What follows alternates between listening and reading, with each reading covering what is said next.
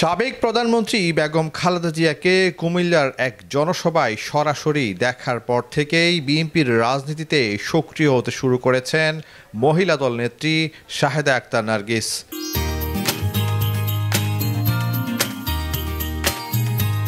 প্রতিদিনের কাগজকে বলেন, বাবা এবং বেগম জিয়া থেকে রাজনীতির অনুপ্রেরণা পেয়ে ২০০১ সালে রাজনীতিতে আসেন। রাজনীতিতে এসে সাধারণ মানুষের পাশে থেকে মানুষের ভাগ্য পরিবর্তনের জন্য কাজ করছেন এই নেত্রী। বর্তমানে বাংলাদেশ জাতীয়বাদী দল বিএনপির অঙ্গ সংগঠন মহিলা দলের সহসভাপতি হিসাবে দায়িত্ব পালন করছেন।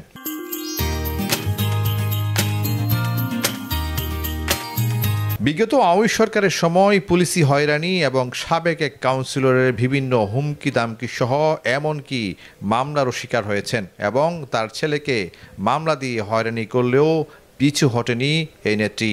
এছাড়া বিএনপির রাজনীতি করতে গিয়ে তার পরিবারও অনেক হেনস্থার শিকার হয়েছেন।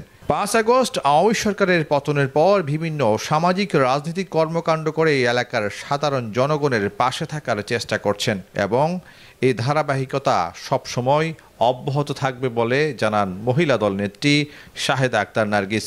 এছাড়া তিনি বলেন, করোনাকালীন সময়ে আমি জনগণের পাশে ছিলাম এবং ভবিষ্যতেও থাকব।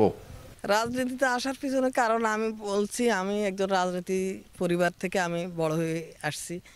ওখান থেকে আবার আমার স্টুডেন্ট লাইফ থেকে আমি রাজনীতি পছন্দ করতাম। আর 1991 সালে যখন খালেদা জিয়া আসে, তখনও আমি কিন্তু রাজনীতিতে ছিলাম, জড়িত ছিলাম।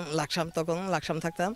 তো ওখান থেকে খালেদা জিয়াকে আমি সরাসরি তখন দেখছি। আমার মেয়ে স্কুলে পড়তো, পাইলট বালিকা উচ্চ বিদ্যালয় লাকসাম। ওই স্কুলের মাঠে খালেদা জিয়া আসছে। তো ওনাকে আমি ওখানে গার্ডিয়ান হিসেবে আমি ওখানে গেছি। তো ওনাকে আমি সরাসরি দেখতে পাই খালেদা জিয়াকে। আমার কাছে তখন থেকে আমি খালেদা জিয়ার ভক্ত হয়ে গেছি।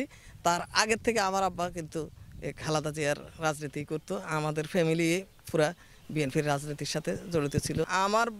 আমার ভাই যখন 1974 সালে যখন এসএসসি পরীক্ষা দিছে, বড় ভাই, আমার ভাইয়ের স্কুলের রেজাল্ট পর্যন্ত আওয়ামী লীগের হেরা অফ করে দিছে। সবাই রেজাল্ট আসছে, আমার ভাইয়ের রেজাল্ট আসে নাই। এসএসসি পরীক্ষা দিছে যে আওয়ামী লীগ এরকম করতে পারে। আমার স্কুলের যে রশিদ বিচ্ছি ছিল, আমাদের এলাকার পাশের গ্রামের রশিদ বিচ্ছি স্যার, কিন্তু আমাদের পাশের গ্রামের কিন্তু ওই রশিদ বিচ্ছি স্যারে এই কাজটা করছে, আমার ভাইয়ের রেজাল্টটা আটকাই দিছে। তো নিপীড়িত তো আমি দৌড়ানি বহুত খাইছি। আমার এই ফা ভাঙছি দৌড়ানি, কত জুতা যে আমি ছেড়লাম এই রাজনীতিতে দৌড়াইতে, যে কাজের দেরি পার্টি অফিসে নাসিব ভবনে যাই, কত পুলিশের দৌড়ানি বহুত খাইছি। সেইগুলা কে অপেক্ষা করিয়ে আমি রাজনীতিতে আছি। 2013 সালে রেল লাইনের উপরে মার খেলাম, পুলিশের মার খেলাম। রেল লাইন দিয়ে পার হয়ে আসতে বলতেছে, কোথায় গেছেন? আমি বললাম যে আমি গার্মেন্টসে গেছি। গার্মেন্টস ছুটি দিয়ে দিছে হরতালের কারণে, গার্মেন্টস ছুটি দিয়ে দিছে 1টার সময়, আমরা ওইখান থেকে আসছি। কি বলেন, সত্য কথা বলেন? না, হরতাল থেকে আসে না। আমি কই না, আমরা গার্মেন্টস ছুটি হয়েছি। আমার সাথে আরও 2টা মহিলা ছিল, আমার নেত্রী। আমাদেরকে পা বাড়ায় লাঠি দিয়ে বাড়ি রেল লাইনে দিয়ে জমির ভাইয়ের বাড়ি আছে না, ওখান দিয়ে আমাদেরকে নামাই দিছে পুলিশে মারি। যান বাসায় যান। গার্মেন্টসে গেছি বলছি। তারপরও এই 2013 সালে অনেক নির্যাতিত হয়েছি। তারপরে আপনার 14 সালে হয়েছি। এখানে 14 সালে তো আমরা নির্বাচনে যাইনি, বিএনপি নির্বাচনে যাইনি, আমরা এমনি ক্যাডার ঘুরতে আসছি। যুবলীগের নেতারা আমাদেরকে ছুরি দিয়ে দৌড়াইছে। আরও কয়েকজন নেত্রী ছিল এই যে পি বলক স্কুল মাঠে আমাদের। এরকম তো অনেক নির্যাতিত। আমার ছেলেটাকে সর্বোচ্চ মামলা এবং সর্বোচ্চ রায়ের আসামি করে দিল কাউন্সিলর জহিরুল আলম জসিম। আমি কেন বিএনপি করি, এটাই দোষ। আমার ছেলেটা এলাকায় ছিল না ঘটনার সময়। এখানে যে মার্ডারটা হয়েছে, মিম হত্যা, এটার আসামি করে দিল আমার ছেলেটাকে। আমাকে বললো যে 18 সাল, বলতেছে আপনাকে তো আসামি করা হয়নি, আপনি বাঁচি গেছেন, আপনি কেন এগুলা শেয়ার করছেন? যে ভোটের বাক্সা চুরি করছে ওইটা তো নেট স্লো ছিল 18 সালে। 3 দিন 4 দিন পরে যখন এগুলা নেটে আসছে, আমি এগুলা সব শেয়ার করছি। তখন জসিম আমাকে লোক পাঠাইছে আমার কাছে। লোক পাঠাই বলতেছে, ওনাকে বলেন ওনার নামে মামলা হয়নি, ওনার ভাগ্য ভালো, ওনাকে বলেন উনি কেন এগুলা শেয়ার করছে, শেয়ারগুলা উনি ডিলিট করতে। আমার দিয়ে ওইগুলা আবার ডিলিট করেছে। এগুলা কাউন্সিলর জসিম হেনস্থার শিকার, বহুবার ওর অফিসে ডাকে নিল, অনেক কথা শুনাইলো। আমারে বলতেছে আপনি তো এই এলাকায় সন্ত্রাস বলেন। জসিমা একবার আমাকে অফিসে ডাকে নিচ্ছে, কিরকম সন্ত্রাস? এগুলা কি মহিলা না পুরুষ? উনি বলতেছে এগুলা পুরুষ। আমি কই তো এগুলা তো আমাদের মিটিং মিছিলে যায় না, এগুলা তো আপনার মিটিং মিছিলে যায়, যারা এখানে কিশোর গ্যাং আছে সন্ত্রাসী কর্মকাণ্ড করে এগুলা তো আপনার মিটিং মিছিলে যায়। আমার মহিলা হইলে আমি বলতাম যে হ্যাঁ আমি সন্ত্রাসবাদী, আমি এটা বিশ্বাস করতাম। আমাদের দলে এখন চাঁদাবাজি যে অনুপ্রবেশকারীরা এগুলা যারা হাইব্রিড ইয়ার 5 আগস্টের পরে যারা এখন ঢুকছে আমাদের দলে, তাদের দ্বারাই এগুলা সম্ভব হচ্ছে। আর যারা পদ পদবিতে আছে তাদের দ্বারা এগুলো সম্ভব না, কখনোই সম্ভব না, অসম্ভব আমি মনে করি। এই চাঁদাবাজিগুলো অনুপ্রবেশকারীরা করতেছে আমি জানি। আবার আমার মহিলা দলের মধ্যে আগেও করছে, মহিলা দলের ভিতরে আছে অনেক ভূমিদস্যুও আছে। না, সেটা আমার পক্ষে অসম্ভব। আমি কোনো নতুন কোনো অনুপ্রবেশকারীকে আমার সাথে আমি রাখি না, আমি এদের থেকে দূরে থাকি।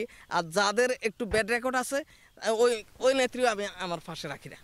আমি বলছি যে না, এখন আমার কাছে থাকার দরকার নেই, বিগত 17 বছর আমার পাশে থাকলে এখন আমার কোনো নতুন কোনো নেত্রীর প্রয়োজন নাই, কর্মীর প্রয়োজন নাই। এখন আমার হলো নির্বাচন আসবে, আমার এখন সুস্থভাবে কিভাবে ভোট দিতে পারবে জনগণকে আমি এটা বুঝাবো।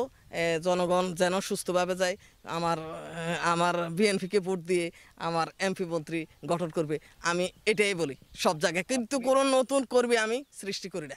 আমি এই এলাকার জন্য আমি জনগণের পাশে এখনও আছি, অতীতেও ছিলাম, বর্তমানেও আছি, ভবিষ্যতে আমি জনগণের সেবা করতে আমি চাই। আমি জনগণের পাশে সবসময় আমি অলওয়েজ ছিলাম এবং থাকবো। জনগণের যেমন আমাদের 20 সালে যে করোনা ভাইরাস যে মহামারী, সারা বিশ্বজুড়ে যে মহামারী হয়েছে, তখন যে ত্রাণগুলা দিছে সেগুলা তো আমি জনগণের পাশে ছিলাম। জনগণকে আমি টাকা দিয়ে, চাউল ডাল এগুলা দিয়েও আমি জনগণের পাশে ছিলাম আমার নিজস্ব তরফ থেকে। আর সবচেয়ে করোনা ভাইরাসে বিএনপির থেকে সবচেয়ে ত্রাণ বেশি পাইছে, আর আওয়ামী লীগের গুলা সব খাটের নিচে ঢুকেছে। আমার এই এলাকা, আমি এই এলাকা যদি আমি কোনো কিছু না, আমি নির্বাচন করতে আমাকে সবাই বলতেছে, আমি কিন্তু চাই না নির্বাচন করব, আমি কাউন্সিলর হব, আমি ওইটা চাই না। আমি এমনি যথেষ্ট সম্মান আছে আমার, আমি সিলেক্টেড ছাড়াই আমাকে কল্যাণ সমিতির সদস্য করা হয়েছে। আমি এখন কল্যাণ সমিতির পক্ষ থেকে আমি জনগণের পাশে প্রত্যেকটা 16টা ব্লক আমাদের এখানে 16টা ব্লকে আমি যাচ্ছি। ব্লকের উপকমিটিগুলো আমি ঘোষণা দিচ্ছি। আমার কল্যাণ সমিতির যেমন সভাপতি জমির আহমদ ভাই এবং সাধারণ সম্পাদক রেহানুদ্দিন প্রধান ভাই, তারপর যুগ্ম সম্পাদক মীর জাহাঙ্গীর ভাই, অর্থ সম্পাদক আরিফ ভাই, তারপরে সিনিয়র সহসভাপতি ফরিদউদ্দিন ভাই, এদেরকে নিয়ে আমরা মূলত কমিটিগুলো আমরা ঘোষণা দিচ্ছি। আমরা চাই ওই যে উপকমিটির মাধ্যমে, আমরা কল্যাণ সমিতির মাধ্যমে আমরা জনগণের সেবাতে নিয়োজিত থাকবো সবসময়, অলওয়েজ।